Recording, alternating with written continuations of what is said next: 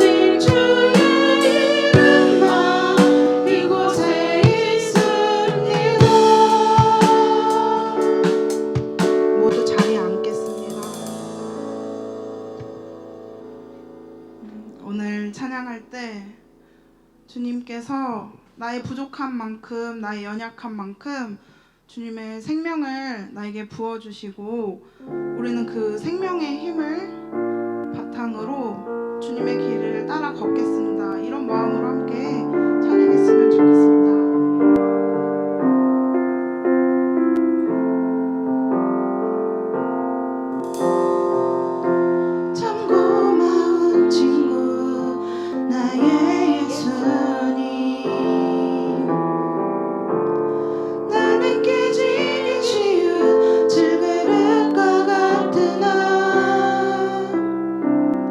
때론 낙심해도 포기치 않는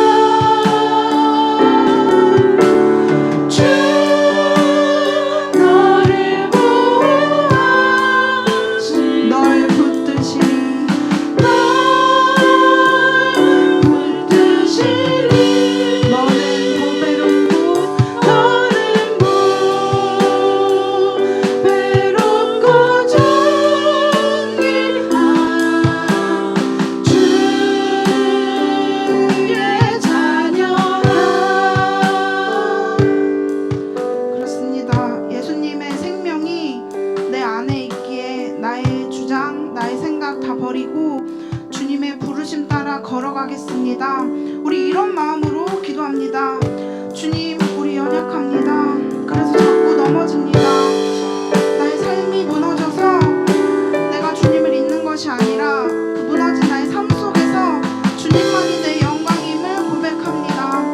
나의 감추고 싶은 약점들 내가 다 인정하고 나의 실패들까지 주님의 영광을 위한 통로인 것을 기억하게 하여 주시옵소서.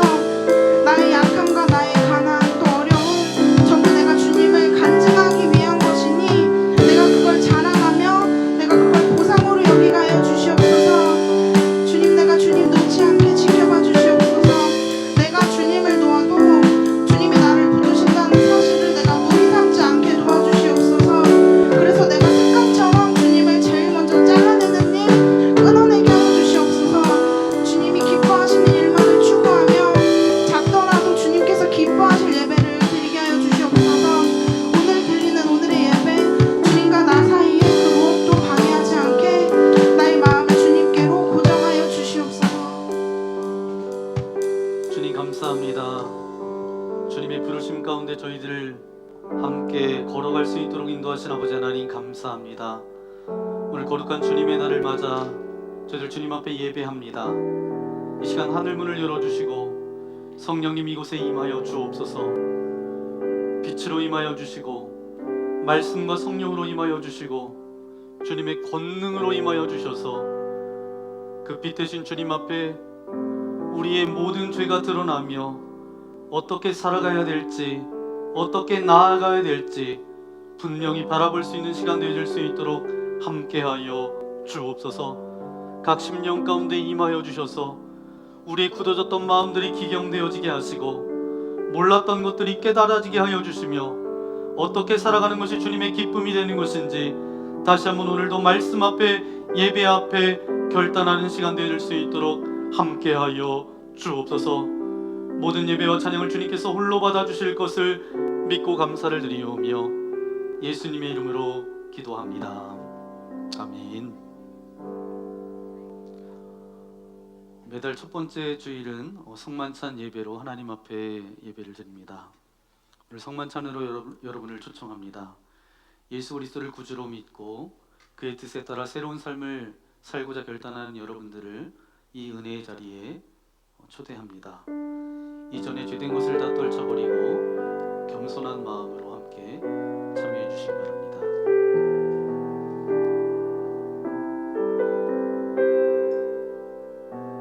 예수님께서 잡히시던 날 밤 떡을 들어 감사 기도를 드리신 후에 제자들에게 주시며 말씀하셨습니다. 받아 먹으라. 이것은 내가 너희를 위하여 주는 나의 몸이니 이것을 먹을 때마다 나를 기억하여라. 아멘. 식후에 잔을 높이 드시고 감사 기도를 드리신 후에 제자들에게 돌리시며 말씀하셨습니다. 받아 마셔라. 이것은 많은 사람들의 죄를 위하여 흘리는 새 언약의 피니 이것을 마실 때마다 나를 기념하여라. 아멘. 성령 임재의 기원을 드리겠습니다. 거룩하신 아버지 하나님, 이곳에 준비된 떡과 포도주 위에 주님 임하셔서 다시 한번 이것을 우리가 먹고 마심으로 주님이 내 안에 내가 주님 안에 거하는 영적인 은혜가 임하여 줄 수 있도록 함께하여 주옵소서. 이전과 이후의 삶이 달라지기를 소망합니다. 우리가 주님의 손과 발이 되어서 주님께서 기뻐하시는 삶의 자리에서 주님의 온전한 은혜의 통로로 쓰임 받을 수 있도록 참된 그리스도인으로 걸어갈 수 있도록 우리와 함께하여 주옵소서. 모든 말씀 예수님의 이름으로 기도합니다. 아멘. 우리가 이 떡에 참여할 때에 예수 그리스도의 몸에 동참하게 됩니다. 우리가 이 잔에 참여하게 될 때에 예수 그리스도의 보혈에 동참하게 됩니다.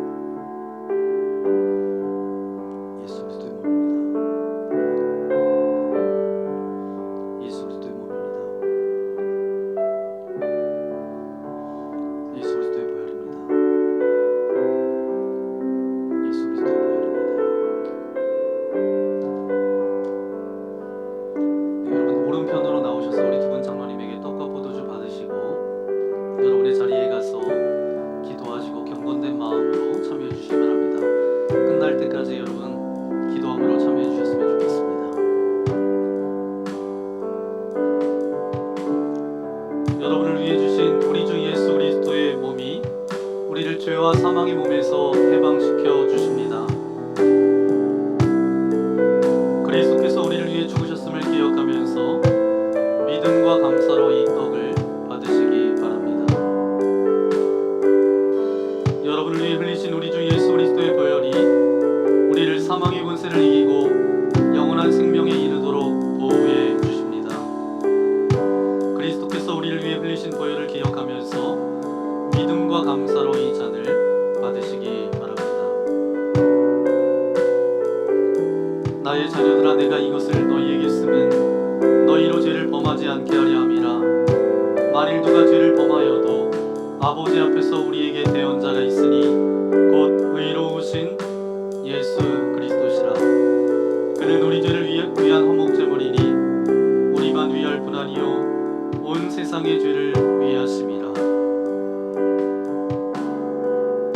수고하고 무거운 짐진 자들아, 다 내게로 오라. 내가 너희를 쉬게 하리라. 하나님이 세상을 이처럼 사랑하사 독생자를 주셨으니 이는 그를 믿는 자마다 멸망하지 않고 영생을 얻게 하려 하심이라. 미쁘다 모든 사람이 받을 만한 이 말이요, 그리스도 예수께서 죄인을 구원하시려고 세상에 임하셨다 하였도다. 만일 우리가 죄가 없다고 말하면 스스로 속이고 또 진리가 우리 속에 있지 아니할 것이요, 만일 우리가 우리 죄를 자백하면 그는 미쁘시고 의로우사 우리 죄를 사하시며 우리를 모든 불의에서 깨끗하게 하실 것이요. 아멘. 이 성만찬 후에 감사 기도를 하나님께 올려드리겠습니다. 은혜와 사랑이 충만하신 하나님, 주님의 은혜로 우리를 구원하시고 생명의 양식을 주시니 감사합니다. 우리를 위하여 온몸을 내어주신 십자가의 사랑과 희생의 신비를 기억하면서 우리 자신을 헌신의 제물로 하나님께 드립니다.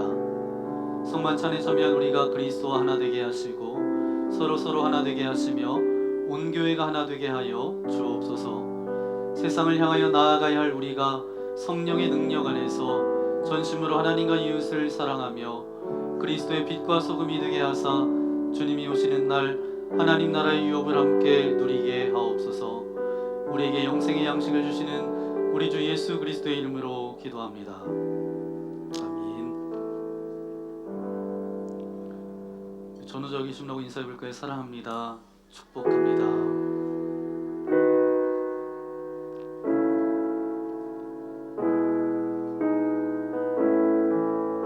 갑자기 며칠 전에 추워진 것 같아요. 오늘도 여러분이 쌀쌀하다라는 그런 느낌이 있으실 겁니다.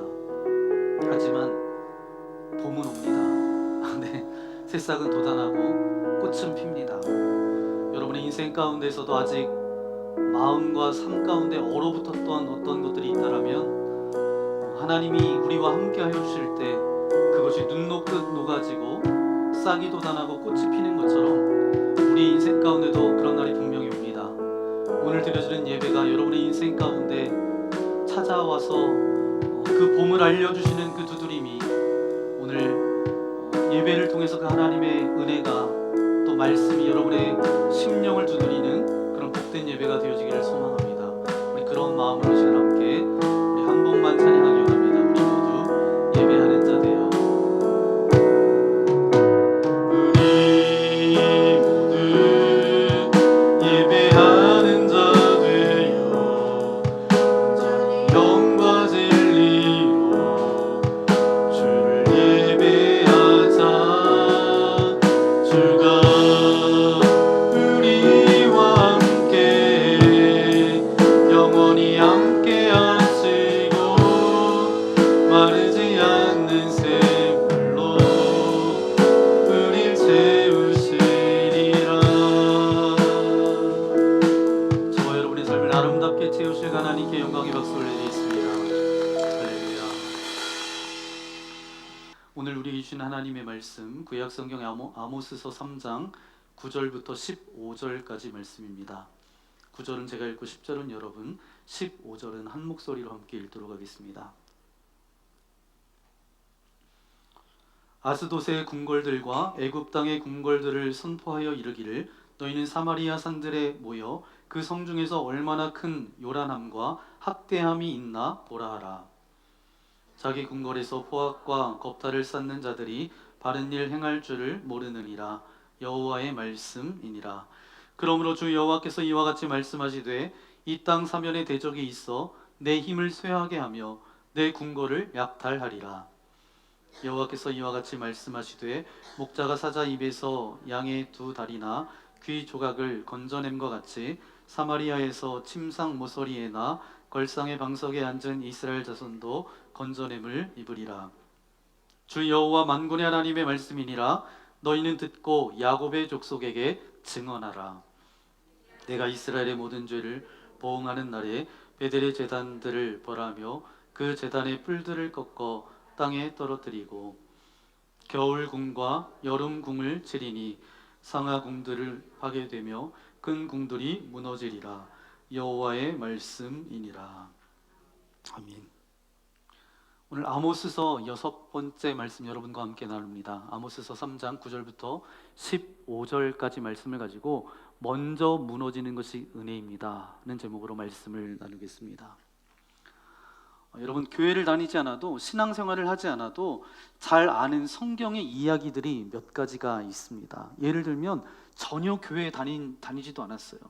또 전혀 교회에 나와본 적도 없습니다. 하지만 다윗과 골리앗 이야기, 모세가 이제 출애굽해서 홍해 앞에 섰을 때 홍해가 갈라졌던 그 이야기, 이런 것들은 신앙생활 유무와 상관없이 사람들이 거의 대부분 아는 이야기입니다. 이런 이야기 가운데 하나가 바로 요나의 이야기입니다. 요나라고 하는 사람이 언젠가 하나님께로부터 사명을 받았어요. 니누에라고 하는 성에 가서 내가 그들에게 전할 말이 있다. 네가 가서 좀 전했으면 좋겠다. 그런데 이제 요나가 요빠라는 항구에 도착했습니다. 그런데 니누에로 가는 배가 아니라 다시스로 가는 배가 있었어요. 그걸 탔어요. 그 배가 항해하는 중에 풍랑을 만났습니다. 여차저차해서 요나가 바다에 던져지죠. 물고기가 덥석 요나를 삼킵니다. 그 속에서 회개하고 그렇게 주님을 다시 만납니다. 그 물고기가 요나를 토해내죠. 회개한 다음에 하나님께서 부탁하신 그 명령을 따라서 니느웨 성에 가서 그 말씀을 전하는 내용이 요나서의 대략적인 이야기입니다. 여러분 알고 계시죠? 네. 그런데 여러분, 요나가 순종하지 않았던 이유가 뭔지 아세요? 그 이유는 가기 싫어서 거절했습니다. 왜냐하면 요나뿐만 아니라 그 당시 팔레스타인 지역에 있었던 유대 민족에게 있어서 이 니느웨는 원수였어요. 원수의 땅입니다. 자기들을 괴롭혔던 사람들이에요. 그래서 거기가 망했으면 좋겠고 거기에 안 좋은 일이 많이 생겼으면 좋겠고 그렇게 생각했던 땅이 니느웨입니다. 그런데 그 땅에 가서 하나님의 말씀을 전하라고 하니까 싫어서 도망갔던 거죠. 그런데 여러분 아세요? 하나님이 요나에게 니느웨 땅에 가서 전하라고 했던 메시지가 뭔지 아세요? 요나서 3장 4절 말씀해 보니까 40일이 지나면 니느웨가 무너지리라, 이 말씀이에요. 40일 동안 회개하지 않으면 너희들이 무너지리라, 이런 말씀이었습니다. 멸망할 것이다. 여러분이 언뜻 생각할 때 이렇게 생각할 수가 있습니다. 아니, 지금 요나가 니느웨가 멸망하기를 원하잖아요. 무너졌으면 좋겠다라고 생각하잖아요. 그런데 하나님이 그것을 무너뜨리겠다, 멸망시키겠다, 그러면 기분이 좋을 것 같은데 요나가 그것을 거부하고 도망을 쳤어요. 이유가 뭘까요? 요나에게는 영적인 통찰력이 있었어요. 무슨 통찰력이냐? 하나님께서 니느웨의 성이 무너질 것이다, 멸망시킬 것이다, 부서질 것이다 말씀은 하고 계시지만 그 안에 담겨져 있는 것이 심판의 메시지가 아니라 하나님의 사랑의 마음이 담겨져 있다라는 것, 그들을 구원하고 싶은 하나님의 열망이 담겨져 있었다라는 것을 요나가 알고 있었던 것 같아요. 그래서 순종하지 않고 도망간 거예요. 여러분, 오늘 복음이라고 하는 것을 가만히 들여다보면 이 복음이 우리를 회복시키고 새롭게 하고 구원하는 것만 복음이 아니라 때로는 복음의 역사 가운데 우리를 부서지게 하고 무너뜨리는 것도 복음의 역사라는 사실을 우리가 기억해야 됩니다. 믿으십니까? 네. 우리가 뭐 아멘 뭐 이렇게 하는 교회가 아니라 여러분에게 자발적으로 제가 여러분이 동의가 되면 아멘 하셔야 돼요. 동일한 이야기가 오늘 본문 말씀에 나옵니다. 14절 15절 말씀인데 함께 읽겠습니다. 시작. 내가 이스라엘의 모든 죄를 보응하는 날에 베델의 제단들을 벌하여 그 제단의 뿔들을 꺾어 땅에 떨어뜨리고 겨울궁과 여름궁을 치리니 상하 궁들이 파괴되며 큰 궁들이 무너지리라. 여호와의 말씀이니라. 아멘. 지금 겉으로 볼 때 하나님께서 이렇게 표현하고 계시지만 하나님의 심판의 메시지처럼 그렇게 들려요. 그런데 그 안에 하나님의 미움과 분노가 있는 것이 아니라 사실은 뭐죠? 그들을 다시 구원하고 싶은 사랑이 담겨져 있어요. 구원하고 싶은 그 하나님의 안타까운 마음이 담겨져 있습니다. 그게 바로 오늘 말씀이에요. 예전에 제가 어렸을 때 저는 농촌에서 자랐습니다. 겨울이 되면 늘 준비하는 게 김장김치를 준비해요. 우리 교회도 1년에 한 번 우리 어하나 아이들하고 김장김치를 준비하잖아요. 김장김치를 담그기 전에 항상 했던 것은 뭐냐면 땅을 팠어요. 땅을 팠어요. 구덩이를 몇 개 파는 거예요. 구덩이를 왜 파나? 이제 항아리를 묻기 위해서 구덩이 몇 개를 파고 그 옆에 구덩이는 더 큰 구덩이를 파요.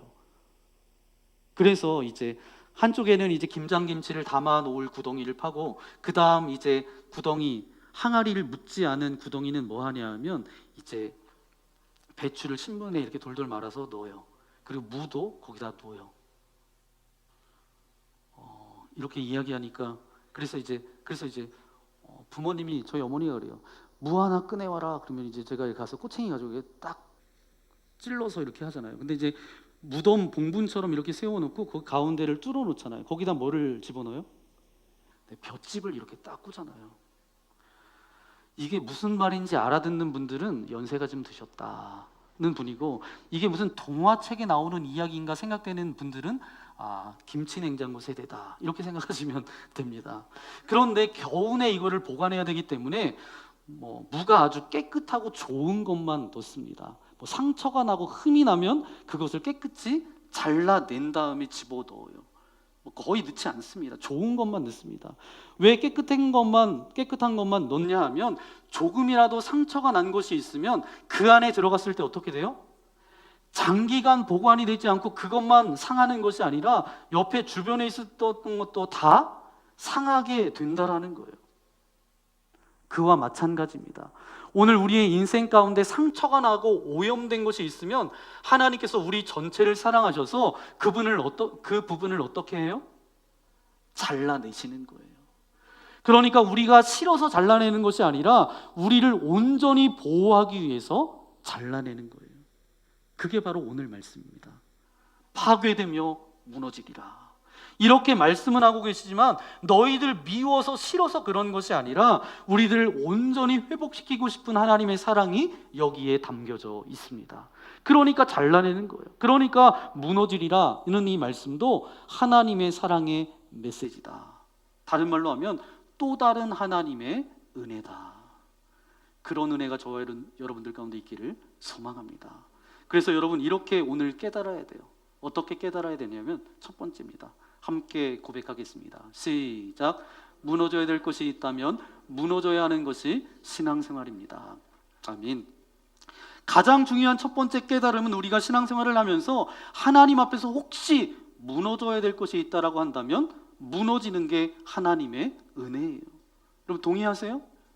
하나님 앞에서 오늘 우리가 무너질 것이 있다라고 한다면 무너져야 되는 거죠. 그것을 무너뜨리지 않고 가려고 한다면 오히려 우리의 인생을 망치게 되고 말지요. 그것을 온전히 무너뜨리는 것, 그것이 오히려 하나님의 은혜로 받아들이는 은총이 저와 여러분들 가운데 있기를 소망합니다. 어떤 사람이 이제 대학을 다 마쳤어요. 그런데 대학을 진학하면서 다 졸업한 사람들이 가고 싶었던 직장이 있었는데 어떤 증권회사가 있었는데 그 증권회사로 이 사람도 들어가게 됐습니다. 회사에서 정말 인정받고 존중받으며 24년 동안 그렇게 직장 생활을 열심히 했습니다. 그런데 그의 나이 50이 돼서 뜻하지 않게 그의 인생 가운데 풍파가 몰려왔어요. 50이라는 나이에 파킨슨병이라는 진단을 받았고 대장암 수술을 받은 이후에 항암 치료를 8번이나 하게 됩니다. 그러는 사이에 림프절 절제 수술과 위절제 수술도 받아요. 그의 몸이 만신창이가 됩니다. 몇 년 동안 투병 생활을 하는 가운데 그동안 열심히 모았던 재산, 물질도 다 날렸고 나이 50에 이렇게 속절없이 무너지는 자기 자신을 바라보면서 자신에 대한 그런 실망감과 무너진 자존감으로 그 마음이 스스로 상처를 입게 됐어요. 너무 힘들다 보니까 어디다 원망할 데가 없어서 세상을 손가락질하며 원망했어요. 그리고 가장 가까운 가족들에게 자기의 분노를 표출하기 시작합니다. 그러면 그럴수록 그의 인생이 늪으로 빠져가는 것처럼 헤어나오지를 못합니다. 그런데 시간이 한참 지났을까요? 언젠가 스스로 자기 자신을 돌아보는 계기를 마련하게 됩니다. 가족과 세상을 향해 원망했던 그것을 멈추고 도대체 내 인생 가운데 왜 이 문제가 일어났을까? 열심히 공부해서 좋은 직장에 들어가서 24년 동안 아내와 자녀들을 위해서 최선을 다했는데 왜 내게 이런 불행한 일이 시작됐을까? 그 원인을 자기 자신에게서 찾기를 시작합니다. 그런데 놀라운 것은 남을 원망하면서 세상을 원망하고 가족들에게 분노를 했을 때는 조금도 삶이 나아지지 않았대요. 그런데 자기 자신을 돌아보며 무엇이 문제였을까 곰곰이 생각하는 동안 마음과 몸에 변화가 나타나기 시작합니다. 계속해서 그런 일이 반복되니까 그의 몸과 마음이 점차 회복되더니 10년에 걸친 그런 오랜 투병 생활을 끝내고 완치 판정을 받게 됩니다. 그래서 그 어둠의 터널 10년이라는 그 세월을 보내오면서 그가 자신의 삶을 정리해서 책을 냈는데 책 제목이 이거예요. 삶 내 탓이요. 나중에 꼭 기회가 되면 한번 읽어보세요. 때로는 사람은 어려운 일을 만나게 되면 누군가를 원망하게 돼요. 그런데 많은 심리 전문가들은 말합니다. 어려운 일을 만났을 때 원망하는 것보다 더 좋은 방법이 있다는 거예요. 그것은 자신을 돌아보는 데서 문제 해결에 실마리를 찾아야 된다. 전문가들은 그렇게 말합니다. 실제로 여러분 상담이나 코칭 이런 전문가들을 만나보면 그분들이 던지는 질문 가운데 대부분이 자기 자신을 돌아보면서 부족한 점을 고백하도록 돕는 일을 많이 합니다. 그런데 사실 이런 자기 자신을 돌아보게 하는 것은 저와 여러분 그리스도인들에게는 굉장히 중요한 거예요. 필요한 일입니다. 특별히 성도들이 하나님 앞에서 말씀 앞에서 자기 자신을 들여다보면서 내게 부족한 것이 있는지 그러면서 이 부족한 것을 주님 앞에 고백하는 것이 필요해요. 이것을 제가 주세기 때 말씀드렸잖아요. 자기 성찰. 저도 목회하면서 목사로서 자기 성찰할 때가 굉장히 많이 있는데 자기 성찰은 어디로부터 오는지 제가 말씀드렸잖아요. 어디로부터 와요? 하나님을 바라봐야 자기 성찰이 된다는 거예요. 하나님을 보지 않고 나아가는 사람은 아무리 자기 성찰의 시간을 가져도 성찰이 제대로 되지 않아요. 우리의 인생이 가장 힘들고 어려운 때를, 우리 영혼이 가장 어려운 밤을 지나가며 우리들이 하나님을 바라보며 하나님께 소망을 두기 시작할 때 하나님의 은혜가 임하기 시작합니다. 우리는 예수님을 나의 주님으로 고백하고 구원받은 존재들이지만 우리가 이 땅에 살아가면서 순간순간 우리 가운데 여전히 올라오는 죄의 본능들이 있어요.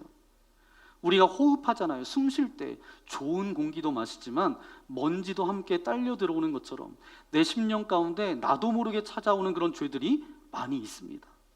그러므로 무너져야 될 것이 있다라면 반드시 무너져야 하는 것이 바로 뭐라고요? 그게 바로 신앙생활이에요. 그렇기 때문에 우리가 하나님 앞에 무너져야 될 것이 있다면 자발적으로 무너져야 합니다. 이것이 바로 전문 용어로는 영적 성찰이에요. 하나님께서 비춰주시는 그 앞에서 자기를 되돌아보면서 무너뜨려야 될 것이 있다면 무너지는 것, 이것이 바로 성숙한 그리스도인의 아름다운 모습입니다. 그럼 두 번째 우리 함께 고백해 볼까요? 시작. 무너짐을 수용하는 것도 아름다운 신앙생활입니다. 아멘. 이것을 수용하는 것, 전문 용어로는 통회, 자복이라고 말하죠. 이 통회 자복은 뭐냐 하면 하나님 앞에 예배 드릴 때마다 기도할 때마다 하나님의 말씀을 묵상하면서 하나님께서 지적하시고 경고하시고 그 음성 앞에 슬퍼하며 회개하는 것이 바로 통회, 자복이에요. 그런데 혹시 내가 스스로를 자아 성찰하고 영적 성찰을 할 수 있을 만큼 영적으로 민감하지 않아요. 내 마음이 영적으로 민감하지가 않아요. 그냥 강팍해요. 그러다 보니까 내가 그게 무엇인지 모르고 그냥 살아갑니다. 그런데 하나님께서 저와 여러분을 사랑하셔서 누군가를 통해서 우리가 무너져야 될 것을 하나님께서 말씀해 주세요. 내가 미리미리 성찰했으면 좋겠지만 그러지 못하고 가는데 어느 날 예배를 통해서, 어느 날 하나님의 말씀을 통해서, 깨달음을 통해서, 누군가의 조언을 통해서 그때 내 잘못들을 나도 모르게 쌓였던 그런 무너져야 될 것들을 말씀하실 때 그때 하나님 앞에 통회하면서 회개하는 인생, 그런 인생이 아름다운 인생이에요. 그것도 하나님의 은혜라는 것입니다. 지금 니느웨 성이 그랬어요. 제가 요나 이야기를 드릴 때 요나를 통해서 40일이 지나면 니느웨가 무너질 것이다. 하나님께서 너희를 무너뜨릴 것이다. 너희들이 회개해라. 그 전까지는 이들이 스스로 자기 성찰을 하면서 뭔가 회개할 것이 있는가? 이런 질문이 없었던 사람이에요. 스스로 자복할 게 없었던 사람입니다. 하루하루 그냥 대충대충 살았던 사람이에요. 그런데 니느웨 사람들이 알지 못했는데 누가 찾아왔어요? 요나 선지자가 와서 이야기하는 겁니다. 그 이야기를 통해서 니느웨 백성들이 어떻게 반응했는가? 요나서 3장 5절 말씀입니다. 함께 읽겠습니다. 시작.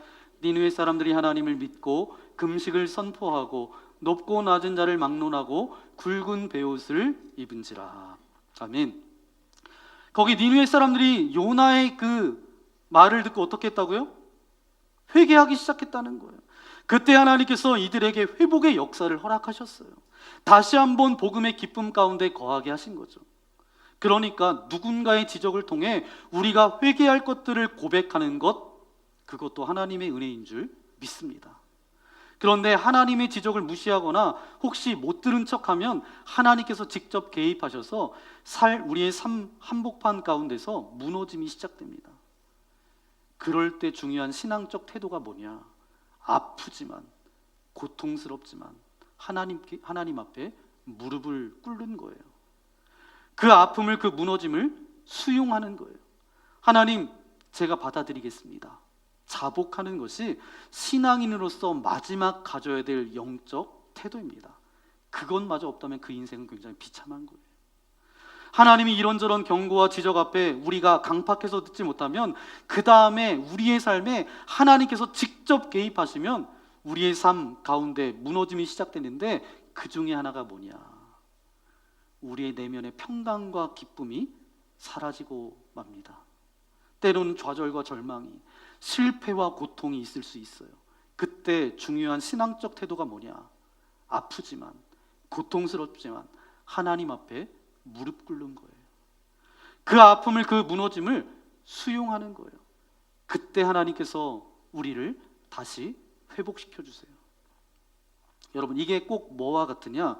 이런 거예요. 여러분들이 자녀들을 키울 때 여러분의 자녀들이 언제나 늘 여러분의 마음에 드는 건 아니잖아요. 자녀 키우신 지 오래되신 분들은 잘 모르시겠지만 늘 자녀가 마음에 드는 건 아니잖아요. 어느 날 제가 웬만한 건 이렇게 저렇게 그냥 이해하고 넘어가는데 어느 부분은 정말 이해할 수가 없는 거예요. 자녀가 잘못했어요. 그러면 안 된다고 이제 자녀를 혼낼 때 그때 자녀가 그것을 들으면서 미처 깨닫지 못했어요. 생각하지 못했어요. 죄송해요. 잘못했어요. 아빠, 엄마. 그러면 관계가 더 악화됩니까? 아니면 관계가 다 깨끗이 회복됩니까? 네, 깨끗하게 회복되죠. 그리고 평화가 찾아옵니다. 그러면서 오히려 그전보다 더 깊이 사랑하게 되죠. 그런 거예요. 그런데 자녀가 거기서 빡빡 우겨요. 버텨요. 그럼 어떻죠? 이것은 여러분이 잘 경험을 안 해봐서 잘 모르시겠지만 그러면 그렇게 버티면 어렸을 때는 그냥 쥐어박아요. 컸을 때는 쥐어박지 못하니까 그 다음에 어떻게 해요? 그 다음부터 자녀를 보는 게 행복이 아니에요. 사는 게 아닐 수가 있어요. 가정의 기쁨이 사라집니다. 마찬가지예요. 신앙 가운데서도 하나님이 때로는 우리의 삶 가운데 그런 내면의 평강과 기쁨과 자유함을 뺏어가고, 우리의 삶 가운데 고통이 생기고 내면 복판에 무너짐을 경험할 때, 그때라도 하나님 앞에 회개하시면, 그때만이라도 우리의 무너짐을 수용하면 다시 회복돼요. 근데 오히려 하나님 앞에 반항해요. 더 강팍해져요.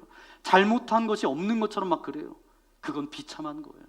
그건 비참함을 뛰어넘어서 그때부터 그것은 악이에요. 저와 여러분이 거기까지 가지 않기를 소망합니다. 아멘. 그럼 마지막 세 번째 우리 함께 고백해 볼까요? 시작. 우선순위가 뒤바뀐 오염된 신앙은 무너져야 합니다. 아멘. 그러면 하나님께서 우리의 삶 가운데 반드시 무너져야 될 것이 무엇일까? 결론부터 말씀드리면 하나님 앞에 용납될 죄는 하나도 없습니다. 요한일서 1장에 보니까 하나님은 어떤 분이시래요? 네, 요한일서가 지금 구약인지 신약인지 막 가늠이 안 되는 분은, 요한일서 1장은 신약입니다. 1장에 보면 하나님은 빛이십니다. 그렇게 말씀하고 계세요. 빛과 어둠이 공존할 수 있어요? 없어요? 없어요. 그렇기 때문에 하나님 앞에 용납되어질 죄가 없어요. 그러니까 우리 안에 있는 죄의 흔적이 무너져야 돼요. 그러니까 오늘 말씀해 보니까 우리는 때로는 이게 죄가 아닌 것처럼 여길 수 있어요. 그래서 하나님께서 지금 그것이 무너져야 된다라고 말씀하는 거예요. 14절 말씀 보실까요?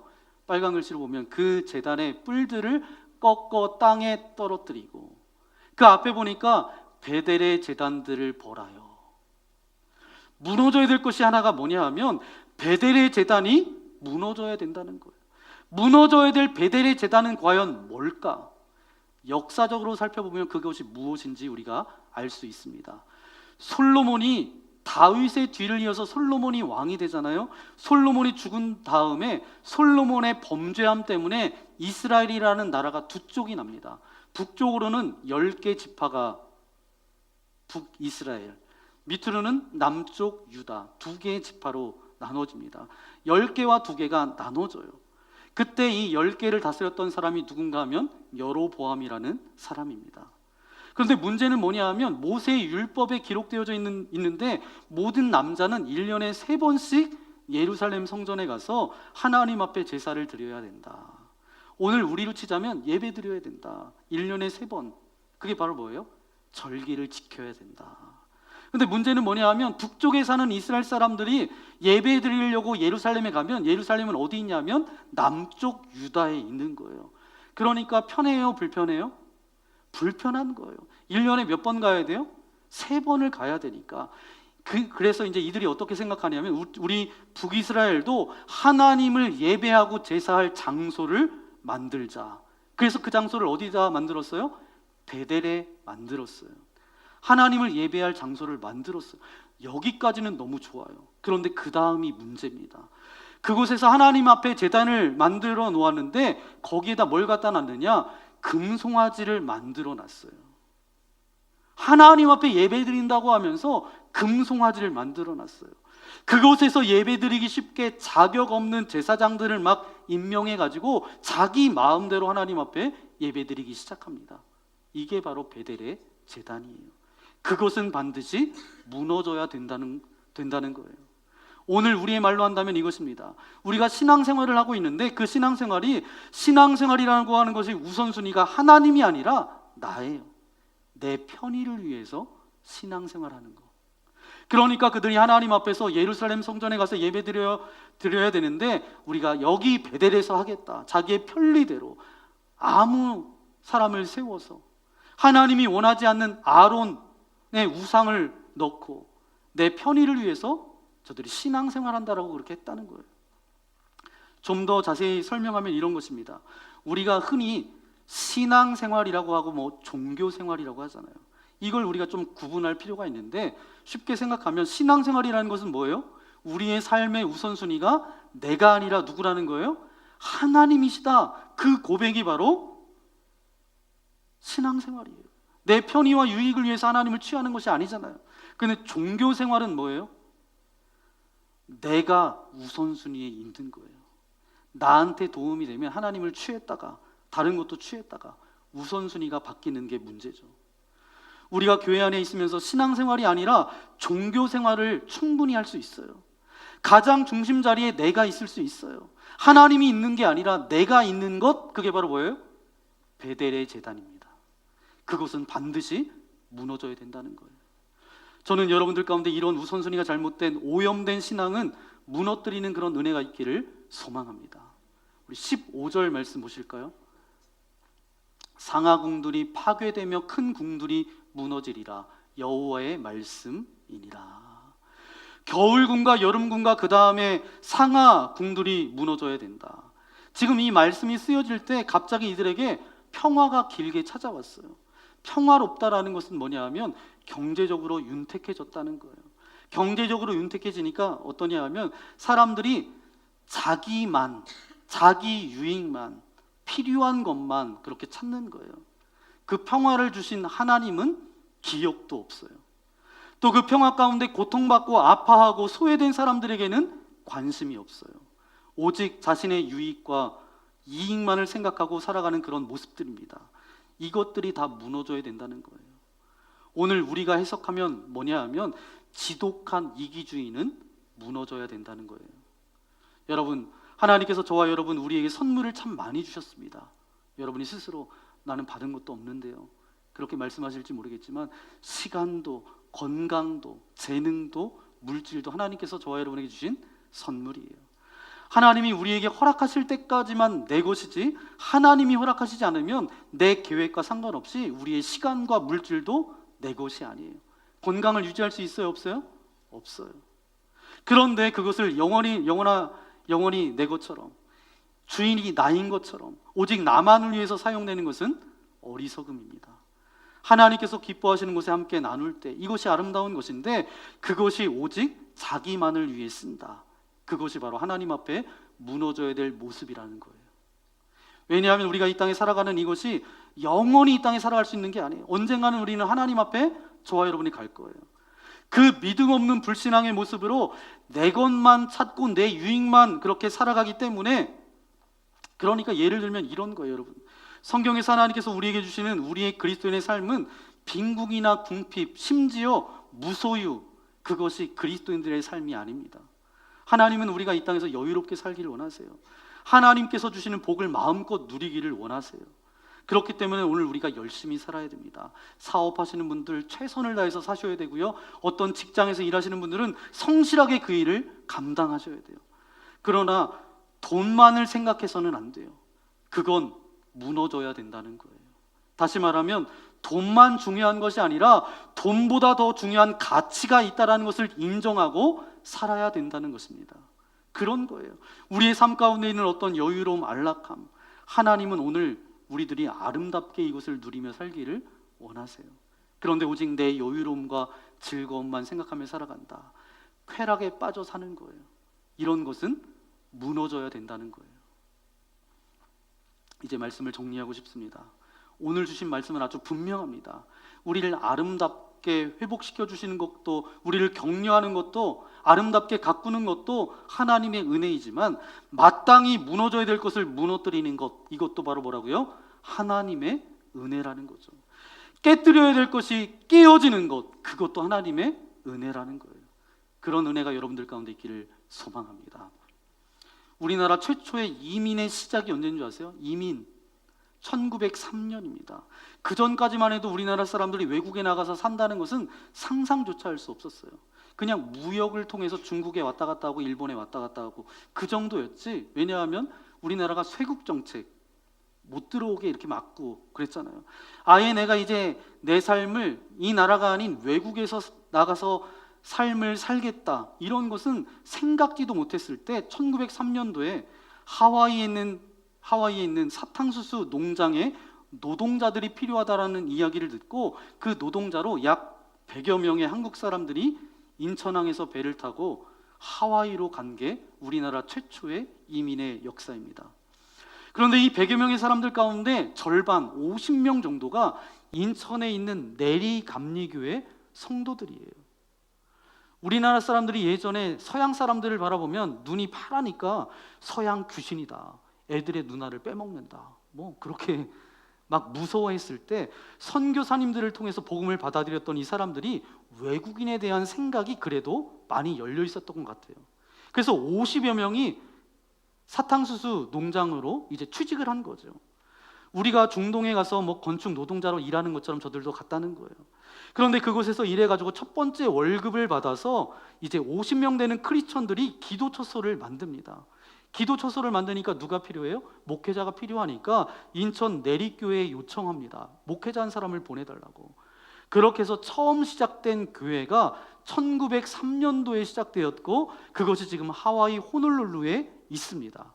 금년이 창립 121주년이에요. 그런데 1903년도부터 와서 살아가니까 거기에서 태어난 자녀의 자녀, 그러니까 3세쯤 되겠죠. 피부는 전부 다 한국 사람이죠. 결혼해서 할아버지, 할머니, 아버지, 어머니, 그리고 이제 태어난 게 다 한국 사람인데 모두 모습은 한국 사람이 아니에요. 모습이 거기 있는 사람들하고 별반 구분이 되지 않는 거예요. 깨닫게 되는 것은 뭐냐 하면 기후와 환경 그리고 먹는 음식이 달라지면 우리의 외모도 바뀌고 겉모습도 달라지는구나. 피는 섞이지 않아도 그곳에서 태어나고 그곳에서 자라고 그걸 먹다 보니까 다른 나라 사람들하고 구분이 되지 않고 혼동된다는 거예요. 그러면서 가졌던 생각이 바로 뭐냐, 우리의 물리적인 모습, 육체의 모습도 먹는 것과 기후에 따라서 이렇게 바뀌는데 우리의 내면과 영혼은 어떻겠어요? 어떤 생각을 하고 어떤 곳에 사느냐에 따라서 그 영향을 훨씬 많이 받게 된다는 거죠. 그러니까 우리가 이 땅 가운데 사는 동안 수도 없이 죄의 흔적들이 우리에게 들어와요. 들어와요, 안 들어와요? 들어와요. 쌓일 수밖에 없어요. 그러니까 오늘 우리들이 하나님 앞에 사실은 날마다 무너져야 되는 인생들입니다. 그러니까 날마다 무너진다 그러면 그것은 정말 은혜로운 인생이에요. 영적인 사람이에요. 저는 이런 깨달음이 여러분들 가운데 있기를 소망합니다. 우리가 이곳에서 한 번 믿었다고 영원히 가는 게 아니에요. 사실은 날마다 무너져야 될 것이 수도 없이 많은 인생이 저와 여러분의 인생 아니에요? 그래서 사도 바울이 뭐라고 고백해요? 나는 날마다 죽노라. 나는 날마다 하나님 앞에서 무너질 수밖에 없는 그런 존재다. 사도 바울도 그렇게 이야기하잖아요. 여러분이나 저나 영적으로 민감해서 날마다 하나님 앞에 무너지는 은혜가 있는 그런 인생 되시기를 예수님의 이름으로 간절히 축원합니다. 그래서 좀 더 하나님을 닮아가고 좀 더 하나님의 기쁨이 되고 좀 더 하나님을 영화롭게 하는 주님의 거룩한 자녀들 되시기를 예수님의 이름으로 간절히 축원합니다. 이 시간 함께 말씀을 기억하면서 결단의 기도를 드렸으면 좋겠습니다.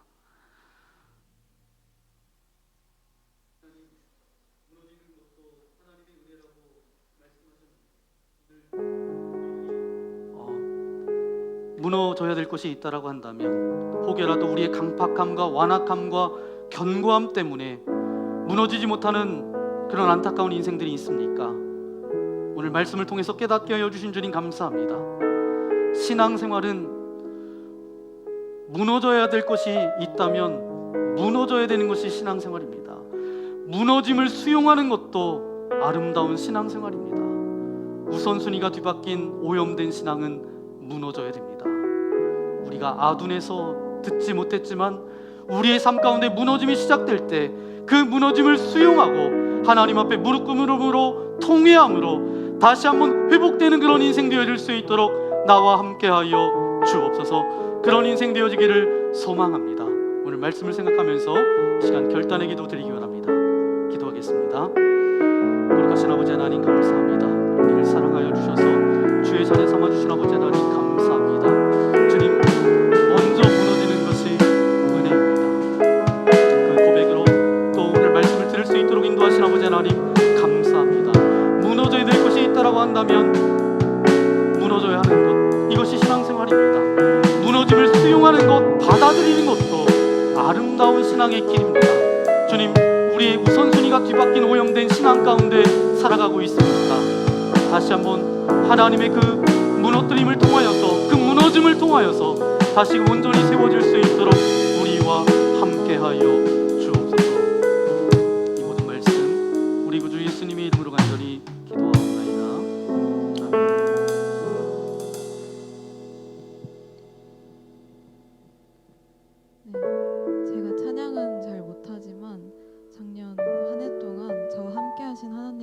올려드리고 싶어서 이 자리에 섰습니다.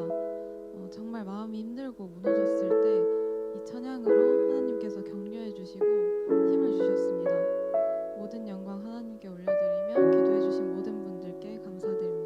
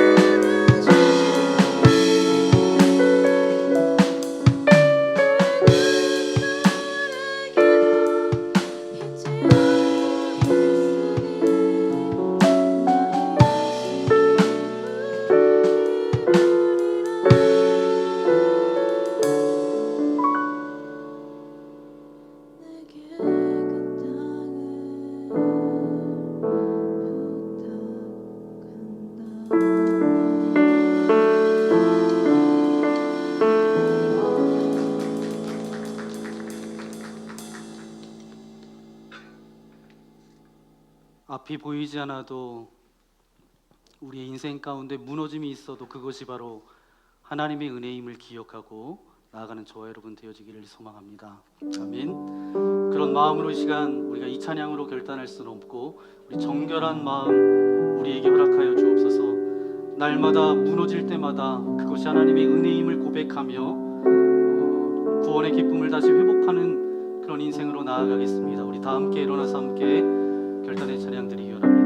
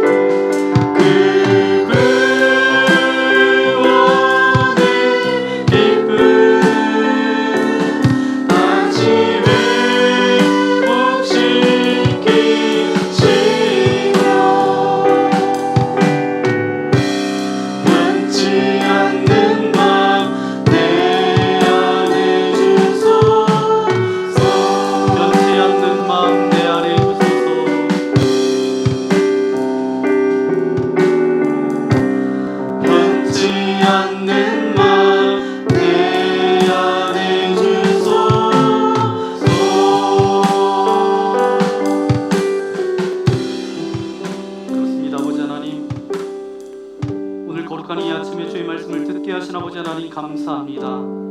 새로워지고 깨닫는 것도 하나님의 은혜이지만 무너지는 것도 깨어지는 것도 하나님의 은혜임을 깨닫게 하신 아버지 하나님 감사합니다. 우리가 아둔해서 하나님께서 원하시는 뜻을 알지 못하고 내 방법대로 내 뜻대로 살아가려고 하는 모든 아집들 고집들 이 모든 것도 스스로 성찰하며 깨닫고 주님께 돌아갈 수 있도록 인도하여 주옵소서. 혹여라도 우리가 깨닫지 못하면 하나님께서 강권적으로 우리의 삶의 한복판에 찾아오셔서 우리를 무너뜨리실 때에 그때 하나님 앞에 무릎 꿇고 회개함으로 나아갈 수 있는 믿음도 우리에게 허락하여 주옵소서. 그때 반드시 회복되어지고 그때 반드시 새로워짐을 오늘 말씀을 통해서 깨닫게 하신 주님 감사합니다. 우리 인생이 그런 인생 되게 하셔서 주님의 거룩함을 닮아갈 뿐만 아니라 정결한 삶으로 살아갈 수 있도록 인도하여 주시고 구원의 감격과 기쁨으로 살아갈 수 있도록 함께하여 주옵소서. 먼저 무너지는 것이 은혜입니다. 그 고백을 담아 귀한 물질을 주님께 올려드립니다.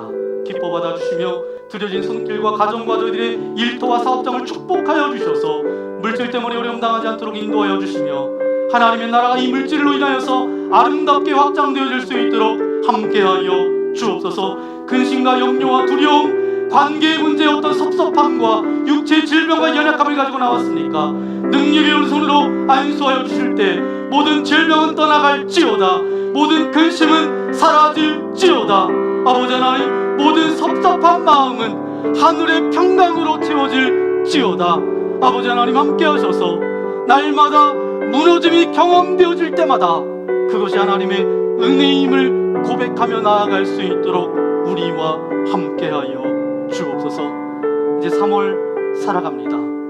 하루하루의 삶이 하나님의 은혜 가운데 있게 하여 주시고, 때로는 그 무너짐이 내게는 아픔이지만 오히려 나를 새롭게 하신 하나님의 은혜임을 받아들이며 선포하는 인생 되어질 수 있도록 함께하여 주옵소서. 이제는 성부, 성자, 성령 하나님의 신실하심과 자비하심과 함께하심이 먼저 무너지는 것이 은혜입니다. 그것이 저들의 진정한 고백이 되기를 소망하며 나아가는 주의 사랑하는 아들, 딸들 머리머리 위에, 저들의 가정과 저들의 모든 삶 위에 이제로부터 영원토록 함께하옵시기를 간절히 축원하옵나이다. 아멘.